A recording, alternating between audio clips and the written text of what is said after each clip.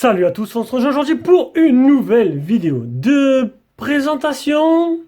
Présentation, je veux dire présentation. Alors test, présentation, fonctionnement, allez, déballage, un truc comme ça.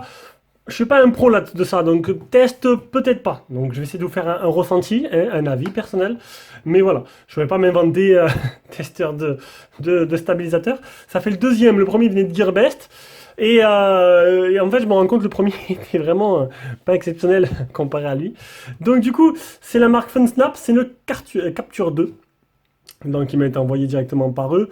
Donc la boîte, on regarde vite fait. Donc qu'est-ce qu'on voit comme logo? Phone Go Mode, Sport Camera Mode, 12 heures d'autonomie. On peut mettre le téléphone dans deux directions. On a Motion Labs, Body Shooting. On peut zoomer avec directement avec, vous allez voir, il y a un petit bouton avec, modifier la direction, etc. etc. Donc un truc que j'ai commencé à utiliser. Alors cette vidéo va faire plusieurs... déjà on a pris un grand angle, enfin un grand angle, alors, on a reculé tout simplement, on a reculé l'appareil, le trépied. Il n'y a pas de grand angle sur les 7, non malheureusement. Donc le contenu de la boîte. Donc déjà, le prix, donc je vous mettrai un petit lien en dessous de la vidéo directement vers le produit, directement sur Amazon. Et voilà. Si tu aimes nos vidéos, tu peux mettre un petit pouce bleu, tu peux t'abonner et activer la cloche pour ne rater des futures vidéos. Et si tu veux nous soutenir un peu plus, tu peux aller sur une page Tipeee. Donc Tipeee, c'est une plateforme de financement participatif pour soutenir les gens comme nous qui font des vidéos. Tu nous fais un petit don, c'est pas grand chose, mais petit à petit, ça nous permet à la fin du mois de pouvoir investir dans des produits. Et en même temps, tipeur, en plus de ça, tu as des avantages que d'autres n'ont pas. Tu pourras acheter... En priorité, d'avoir la priorité sur les téléphones et les accessoires de tout ce que l'on teste, à prix préférentiel bien sûr, ainsi que d'autres petits avantages, et ça c'est plutôt pas mal.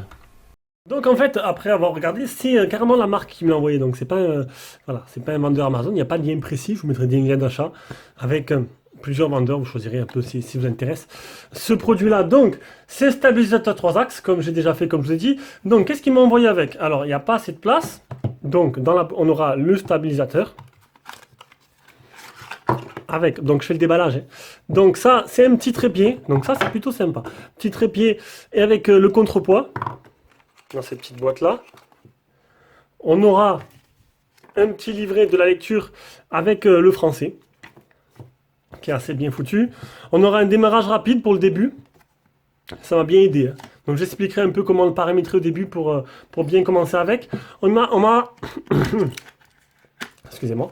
On m'a donné avec des adaptateurs pour adapter une GoPro dessus. Une GoPro ou à mon avis n'importe quelle autre caméra simili GoPro. On m'a donné aussi une petite pochette en néoprène pour le ranger proprement. Et après, bon, il y avait une grosse boîte en silicone. Je ne sais pas s'il reste encore quelque chose à l'intérieur. Oui, il reste le câble de rechargement. Et on passe maintenant au stabilisateur. Donc, on aura... à l'arrière, le port de rechargement, le bouton de déclenchement ici.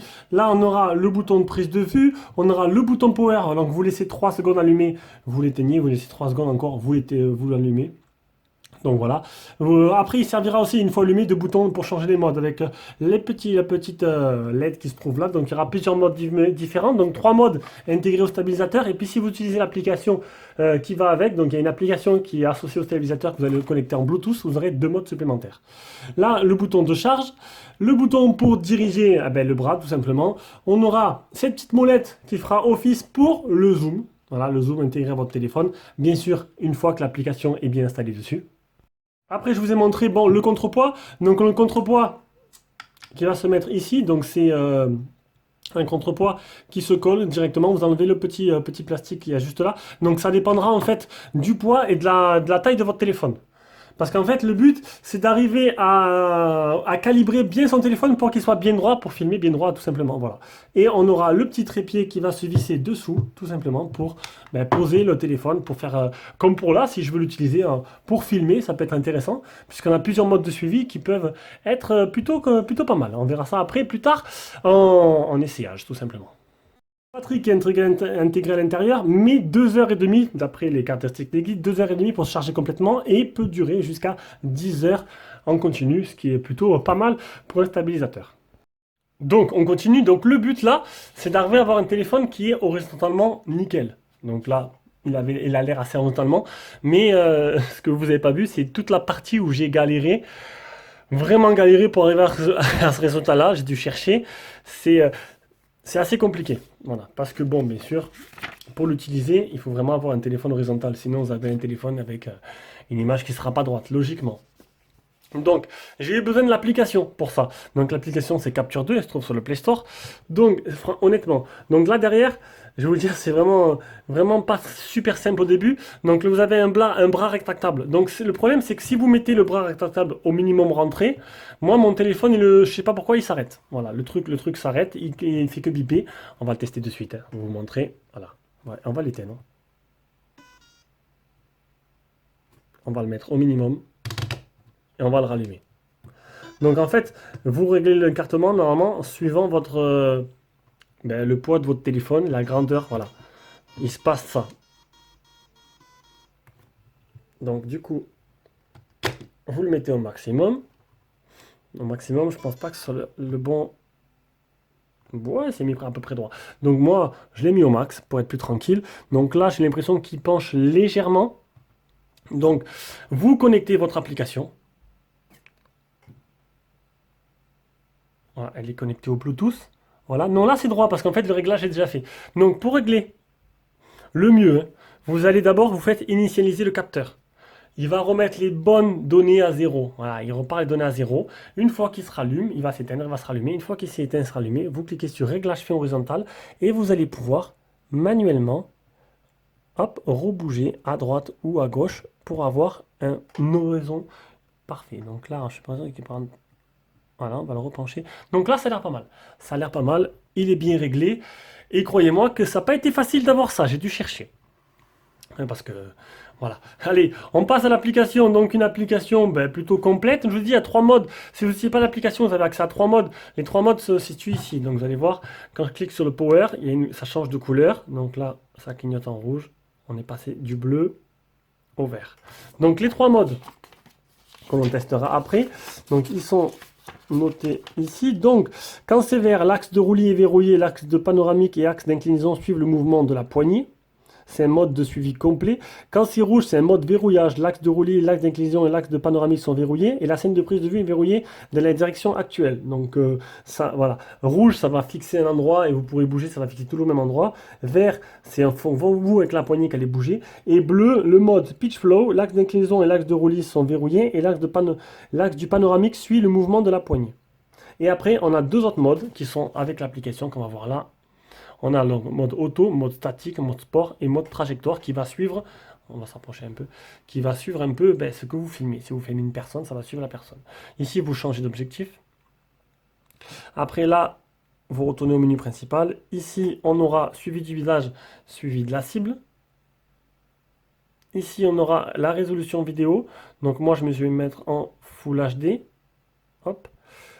Fonction de la beauté, normale, foncée ou lumière du soleil. Effet de filtre, pas mal de filtres, de petits filtres qui sont fournis avec. Je vais monter un peu, histoire de cadrer un peu mieux.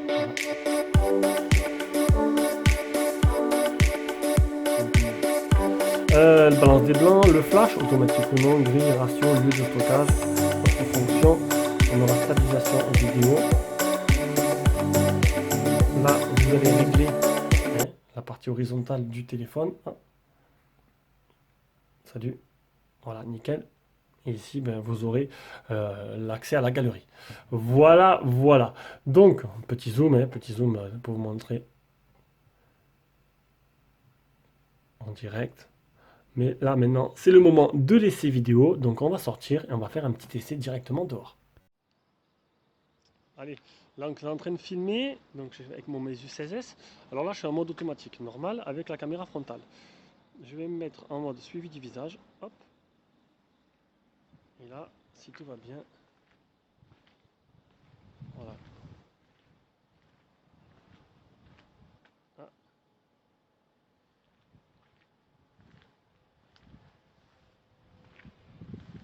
Je tourne, il me suit. Donc là, pour l'instant, hop, il m'a perdu. Donc là-dessus, pour l'instant, ça va. Après, on a un mode suivi de la cible, toujours avec la caméra frontale. Donc en gros, mode suivi de la cible, je vais fixer. Alors il va rechercher. Non, c'est là-bas. Et en fait, n'importe où je vais tourner, il va rester statique. Pour être toujours fixé sur le même point en fait. Malgré que je tourne dans tous les sens, il reste statique. Ça, c'est plutôt pas mal. Et là, je me suis mis donc en mode auto pour vous montrer un peu la qualité de la stabilisation. Donc déjà, il y a la stabilisation téléphone, plus la stabilisation du stabilisateur. Là, je suis en train de manuellement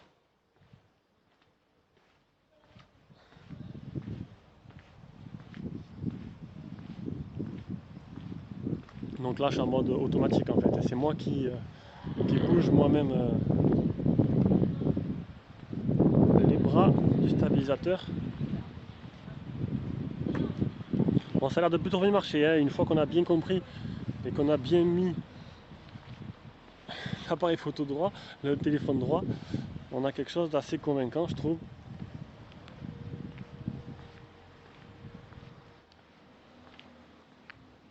Plutôt correct. Allez, donc on en vient à la conclusion de ce test. Donc un stabilisateur qui, une fois bien paramétré et vous avez bien réussi à l'utiliser et que vous avez tout pris bien en main, hop, je me suis pas mis en mode suivi du visage, attendez, je remets suivi du visage, voilà. Donc là il est en mode suivi du visage automatique. Ça va me permettre, si je vais trop vite il m'a perdu, ça va me permettre de pouvoir m'amuser avec, faire des petits vlogs. Je suis là, attention, je descends. Faut pas aller trop vite non plus, il faut laisser le temps au stabilisateur de vous repérer. Il veut pas descendre là. Il veut pas descendre. Ah si, ça y est. Voilà, voilà. Donc sur ce, ben, la vidéo est terminée. J'ai essayé de faire au mieux avec mes compétences. Et ben, on se rejoint pour une prochaine vidéo. Ciao ciao à tous, à la prochaine.